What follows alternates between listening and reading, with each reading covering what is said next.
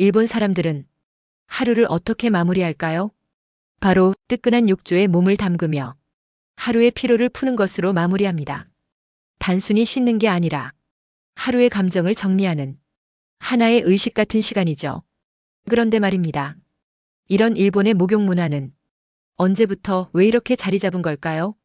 오늘은 일본의 목욕 문화가 어떻게 시작되고 변화해왔는지, 그리고 지금은 어떤 모습인지 시대별로 알아보겠습니다.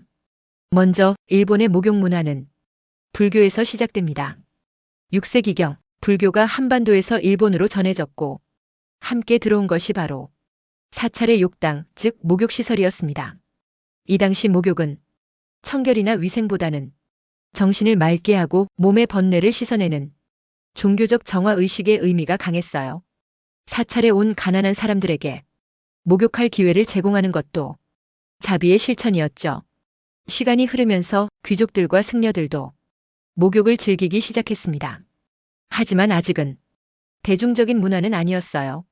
그 전환점은 바로 에도 시대에 찾아옵니다. 17세기 에도, 지금의 도쿄에서는 센토라는 공중 목욕탕이 생겨납니다. 센토는 돈을 내고 이용하는 대중탕이었는데요. 물을 데우는 연료가 귀하던 시절 여러 사람이 함께 쓰는 합리적인 시스템이었죠. 동네 사람들이 함께 모여 목욕하고 이야기 나누는 사교의 장소가 되었습니다. 물론 이 당시엔 남녀가 함께 목욕하는 혼탕 문화도 있었습니다. 지금 생각하면 놀랍죠? 일본의 혼욕 문화에 대하여 좀 더 알아볼까요? 1. 혼욕은 무엇인가? 혼욕이란 남성과 여성이 같은 공간, 같은 욕조에서 함께 목욕하는 문화입니다. 일본어로는 콘요쿠라고 부르죠. 2. 혼욕의 역사 언제부터 있었을까? 에도 시대 1603년부터 1868년. 혼욕은 에도 시대에 매우 일반적이었습니다. 특히 센토 대중목욕탕에서는 남녀노소 할 것 없이 함께 입욕했어요. 당시에는 남녀의 신체 노출에 대해 관대한 문화였고 성적인 의미보다는 세정과 휴식의 기능이 더 중요했죠. 참고로 이 시기 일본을 방문한 외국인들은 충격을 받기도 했습니다.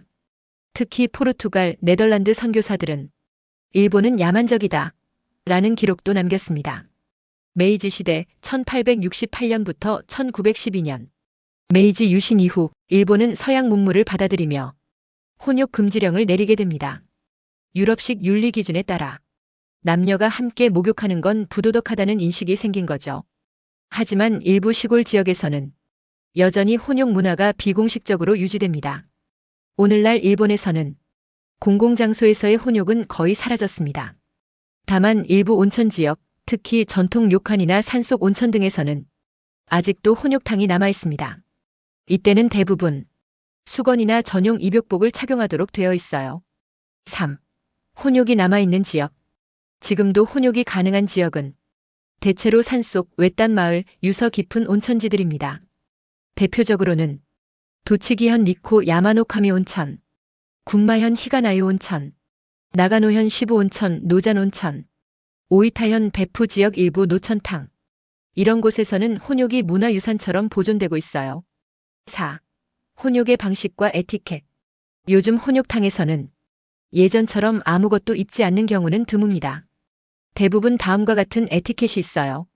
수건이나 전용 유카타 착용, 상대방 쳐다보지 않기, 조용히 이용하기, 욕조에 들어가기 전 샤워는 필수. 특히 여성 고객의 경우 전용 입욕복을 대여해주는 곳이 많습니다. 5. 실제 에피소드 혼욕과 외국인 관광객. 미국인 커플의 문화 충격.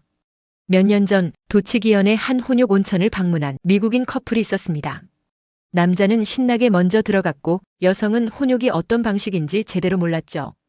여자는 수영복이나 옷 같은 걸 생각했는데 온천 안을 보니 남성들이 맨몸에 수건만 걸치고 입장한 상태.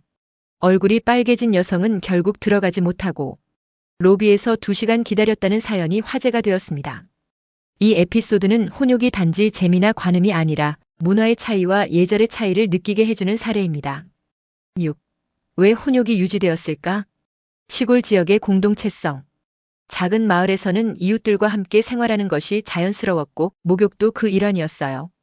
가족 중심 문화. 남녀 구분보다 가족 단위로 함께 목욕하는 게 더 중요했어요. 온천 자체가 자연의 일부. 산속 노천탕의 경우 남녀 구분이 힘든 지형이 많았어요.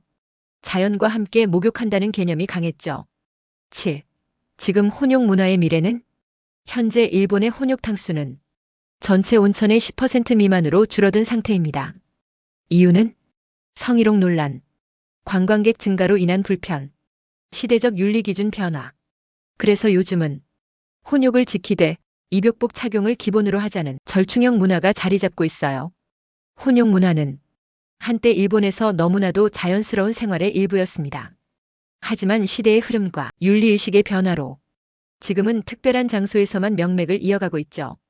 그러나 그 안에는 몸과 마음을 함께 씻는 공동체의 정서, 그리고 개방성과 자연과의 조화라는 깊은 문화적 의미가 담겨 있습니다. 근대에 들어서며 일본의 목욕 문화는 또 한 번 변화를 맞습니다. 19세기 메이지 유신 이후 서양 문화가 유입되면서 욕조, 즉 유분해가 보급되기 시작했어요.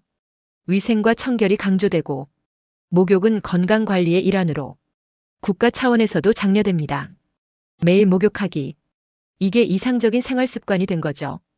그리고 2차 세계대전 이후 경제 성장과 함께 가정마다 욕실이 들어서기 시작합니다. 이제는 공중 목욕탕이 아니라 집에서 목욕하는 시대. 하지만 그렇다고 공중탕이 완전히 사라진 건 아닙니다. 요즘은 전통 센토를 리모델링한 복고풍 목욕탕이 젊은 층 사이에서 인기랍니다. 한편 온천 문화도 크게 성장합니다. 일본은 지열이 풍부해서 곳곳에 다양한 온천이 있습니다. 피부 미용, 신경통, 피로 회복 등 온천마다 효능이 다르고 풍경도 멋지죠. 그래서 일본인들은 온천 여행을 하나의 취미로 즐기게 됩니다. 또한 대형 스파 리조트, 이른바 슈퍼센토가 생기면서 목욕은 레저가 되었어요. 탕, 사우나, 마사지, 식사, 휴게실까지 온 가족이 하루 종일 놀 수 있는 힐링 공간이 된 거죠. 그렇다면 일본 사람들은 집에서는 어떻게 목욕할까요? 샤워로 몸을 먼저 씻고 욕조에 몸을 담그는 방식이에요. 욕조물은 한 번 받고 가족이 순서대로 들어갑니다. 물은 아까우니까 매번 새로 받지 않아요. 조용히 차분히 몸을 데우며 하루를 정리하는 시간. 이게 일본식 목욕의 매력입니다. 그리고 무엇보다 중요한 건 예절이에요.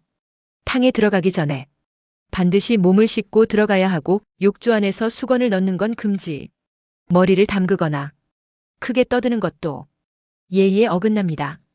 목욕은 다른 사람들과 공간을 나누는 정숙한 휴식 시간으로 여겨지기 때문이죠. 정리하자면 일본의 목욕 문화는 불교에서 출발해 대중화, 현대화, 그리고 레저화까지 긴 세월 동안 진화해 왔습니다.